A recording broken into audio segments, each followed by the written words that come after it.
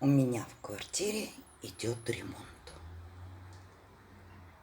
Показываю, какой у меня страх.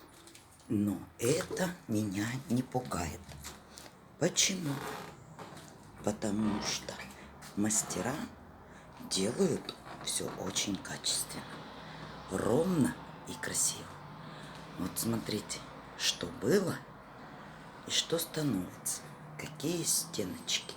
Все выведенные, все гладенькие. В комнате.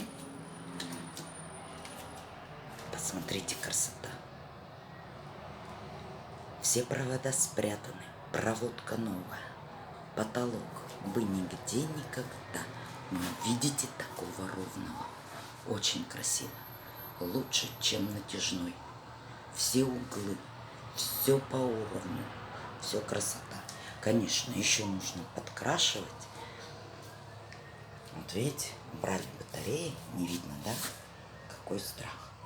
И как становится красиво. Подсохнет, выровняется. Здесь уже выложили кафель. Тоже все шовчики, все рисуночек, весь подобран.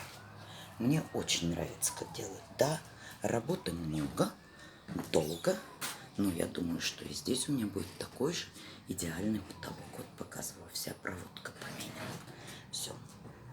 Вот уже купили кафель для ванной. Будем выкладывать ванну. Я очень довольна работой.